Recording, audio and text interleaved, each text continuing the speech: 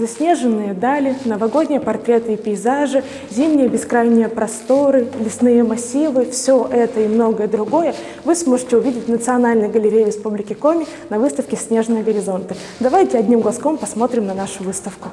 Идея этой выставки родилась во время работы над проектом «Тимур Новиков. Теория красоты». Концептуальный художник был вдохновлен северным пейзажем, и во время пребывания на Новой Земле в 1968 году он писал, что пребывание это оказало очень сильное влияние на его творчество в дальнейшем и на его концептуальные работы. Сейчас на этой выставке мы хотели показать работы местных художников Республики Коми, которые также вдохновлялись северным пейзажем и запечатлевали красоту северных просторов. Условно эта выставка разделена на две части. Одна часть представляет собой открытый горизонт, который связан с лесными просторами, с просторами тундры и открытыми городскими пейзажами. Вторая часть условно связана с закрытым горизонтом, она более личная, она отнесена к личным переживаниям людей в зимнюю пору, и это связано, конечно, с предпраздничным и праздничным настроением. Начнем мы с вами знакомство с произведением Станислава Нафимовича Торлупова. Начиная с 60-х годов прошлого столетия, он предпринимает вместе с геологами поездки на крайний север, природа и люди которого становятся главной темой его творчества. На выставке представлены две работы. Это «Белое утро» и «Новые нарты». Суровый стиль, скупой колорит отлично передают монохромность северного края. На работе «Белое утро» мы можем увидеть, как оленеводы собираются в дорогу. Художнику отлично удалось передать первый снег, выпавший и прикрывший многоцветие тундры. А теперь давайте обратим внимание на работу Сергея Алексеевича Добрякова «Знак оленеводов». Очень интересная с ней связана история. До сих пор бытуют разные версии, что же символизирует этот знак. Да, мы с вами видим тундру, одинокое дерево с рогами и островом оленей. Первая версия считается, что это место мора, там, где погибло много оленей, и поэтому теперь это место нужно обходить стороной.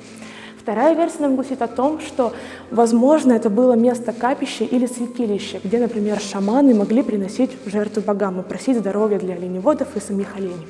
И последняя, возможно, самая банальная версия о том, что этот знак – это просто дорожный знак, который показывает нам, куда идти или, наоборот, куда идти не надо.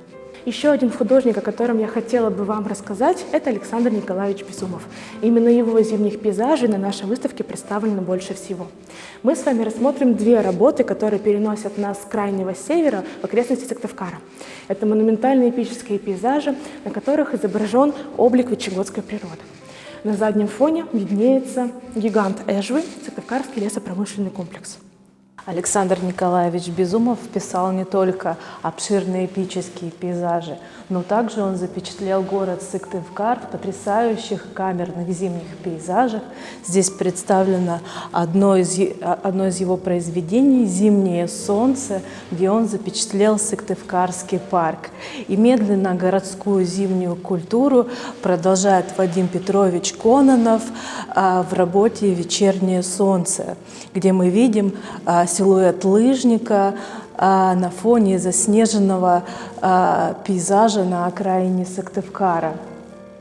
Дальше в экспозиции представлены работы Вячеслава Михайловича Куликова, который также вдохновлялся зимними пейзажами, но уже деревенскими. И здесь представлено «Зимнее солнце» 1988 года, типичный деревенский пейзаж в более авангардной манере, сдержанный по колориту, но не менее интересный пейзаж Вячеслава Михайловича «Зимнее село» раскрывает идею не только зимы как одноцветного сезона, но и многообразие колорита, которое можно увидеть в погожий зимний день. В экспозиции представлены два портрета.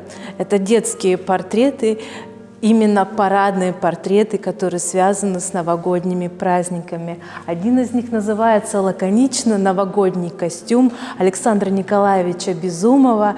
Это портрет дочери художника именно в новогоднем костюме снежинки. Это такой характерный для советского периода традиция именно новогодних карнавалов, которая повторяется в портрете Ксении Энгельса Васильевича Козлова, тоже связанная с праздником Нового года, где мы видим и наряженную елку, и девушку, и девочку, сжимающую куклу, как новогодний бесценный подарок.